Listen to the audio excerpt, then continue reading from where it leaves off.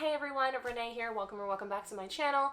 Today we are doing a long overdue April wrap up.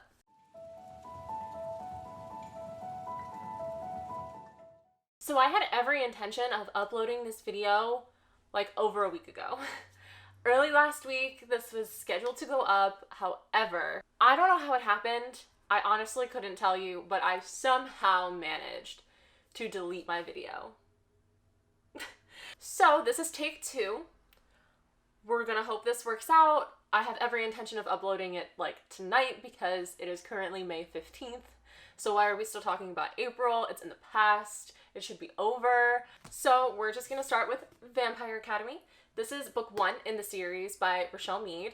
And I have never read the series before. I know this series came out a really long time ago and I never picked it up as I got older because I felt like, maybe I just missed my time for it. I didn't think that it was something that I would still enjoy at this age, but I really did enjoy this. So much so that I have actually since gotten the second volume that I plan on reading next month. But this was just a fun ride. I love that there's different types of vamps in this story. There's like the really bad ones, the nice ones, the half-bloods. I like that dynamic that is in this, and I really like our main character, Rose. I think she's a total badass. She definitely saved the day for me. Honestly, I feel like without her in this, I might not have enjoyed it quite as much, because Lissa, she's okay. She's okay, like, she's important, but she got on my nerves sometimes. So, thankfully we have Rose. But I did end up giving this a 4 out of 5 star, and I'm really excited to continue with the series, and I actually will let you in on something that I do plan on filming a spoiler-free reading vlog, I don't know how many, but a couple books in the series. I don't think I'll read them all in one sitting, but maybe like 2 and 3 I'll read for a reading vlog. Maybe I'll make it like a series. Vampire Academy series part 1. Yeah. Next up, we have Get a Life, Chloe Brown by Talia Hibbert. This book was everything. This book made me laugh, it made me blush, it made me smile so much.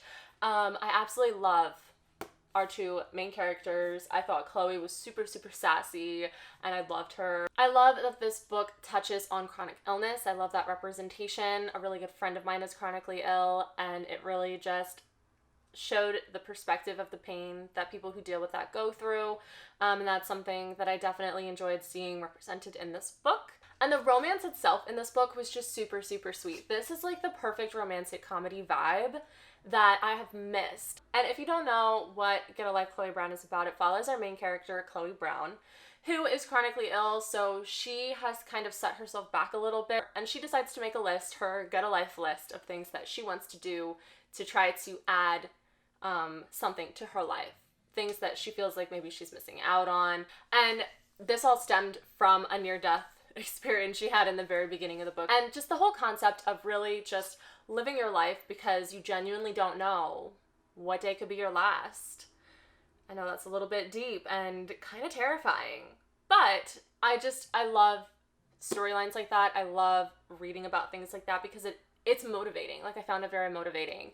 And I did rate this 5 out of 5 stars because I had such a great time reading it. There was something that happened in the end. There was like a conflict that happened in the end that I felt like maybe didn't need to be there. It was kind of pointless in my opinion. So like, that being said, I kind of struggled with whether to give this a 4 or 5 star or a 4.5. But I decided to give it a 5 star because this is one of the first romances recently that's like genuinely swept me off my feet. So for that reason, I did give this a 5 out of 5. Next up, we have the only manga or mixed media book that I've read this month, which is really wild and impressive because I typically read several of those. But we have Volume 1 of The Witch and the Beast. This is a manga I picked up on a whim. I had no idea what it was about. I had never heard of it before, but the cover really intrigued me. It's just a really alluring vibe going on, mysterious. And it said witch in the title. What more do you need than the word witch to get my attention? Not much. And I definitely enjoyed it a lot. It's different than what I expected, to be honest, but it's still very much delivered. I rated this a 4 out of 5 stars. It does involve witches, These two main characters here, they hunt witches. So you see them go on like different quests and stuff to find these witches. And the purpose of their witch hunts is they're in search of something. So yeah, I definitely do plan on continuing with this series just to see where it goes. I think I looked at it and I don't think it's long. So who knows? Maybe I can finish this before the end of the year. But I did give this a 4 out of 5. Next up, we have The Damned by Renee Ahdieh. This is the second book in the Beautiful series, which, if you don't know, The Beautiful was actually one of my favorite books last year. I absolutely love it. It might be one of my all-time favorites. Just the writing and the story and the atmosphere of it was so beautiful. And I really wanted the same out of this. And I was getting it for a minute, and then I just got so bored while reading this. And I'm so sad to say that, but it was just boring. One thing I did enjoy about this book, though, is those several point of views in this book. Every character had a point of view, no matter how small their part was, or even if it was just one chapter. You got to see several different point of views in this book, which I found very interesting, but it still wasn't enough to just get rid of that bored feeling. I feel like it was dragged on too long, and I don't even know how to explain it without spoiling it. Like, I don't really think that I can. But there was just something that I wanted to happen that took too long to happen. It took like half the book for something to happen that I wanted to happen, but then when it did, it wasn't how I wanted. And it just didn't go how I wanted. And because of that, I just couldn't get into it because I was just not feeling it. I wasn't feeling where the story was going, and it was just too much. And I know there's a third one coming out, which I definitely plan on reading, even though I don't think it's in the same point of view as our main characters in here. So maybe I won't read it. I don't know. Like, in my head, I was chalking it up to middle book syndrome because there are a lot of times where the middle book just bores me. But I really feel like this was the wrap up. Unless I'm wrong, and the third one coming out is the same characters. But I thought the third one involved Pippa. I don't know, we'll see. But I gave this a 3 out of 5. And I'm sad about it. But yeah, I have to. A 3 out of 5. Maybe a 2.5. And then, the last book that I read in, what was last month? April, correct. The last book that I read in April was my first audiobook. And it was the best audiobook to start with, and I'm so excited that I listened to this on audiobook because it's been on my shelf for a while now, and I hadn't picked it up, but I decided to pick it up on audio, and I absolutely adored it, and that is Daisy Jones and the Six by Taylor Jenkins Reid. Yes, I finally read this masterpiece of a book. I'm not even exaggerating when I say that I have a new undying love for this book. This book was just everything. Like, I would listen to it on my hour-long commute to work, and then I would sit at my office and think about when I could get back in my car to listen to it again. I adored everything about this story. I loved the interview format that it's told in. I loved the characters. I loved how it really, especially listening to it, really felt like an interview. Like, everyone was bouncing around, like, even if it was just a sentence and then a sentence for somebody else and then a whole, like, monologue of somebody, and then it would bounce and go back. I loved that. It literally felt like I was listening to, like, a docu-film in an interview type thing on Netflix. I don't know what I'm trying to say, but you get what I'm trying to say, right? And there were several things that really just made this book shine, and one was I really, really loved how they tackled addiction in this book.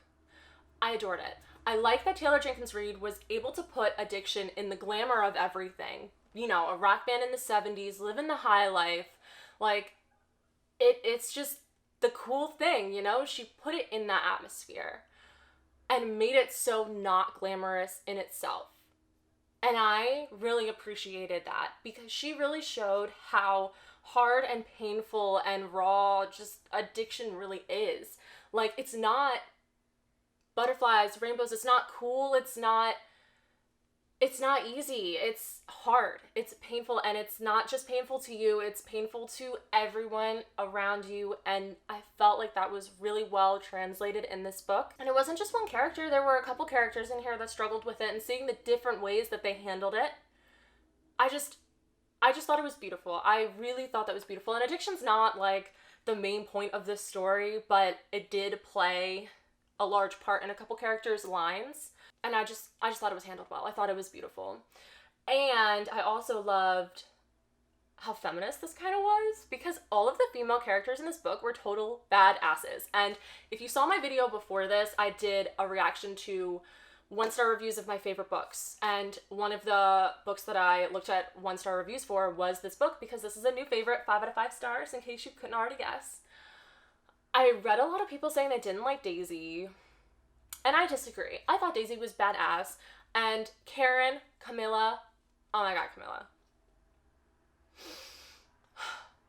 Anyway, I just love them. They didn't take any shit, and I really appreciated that, especially for the time period. This is from the 70s, you know?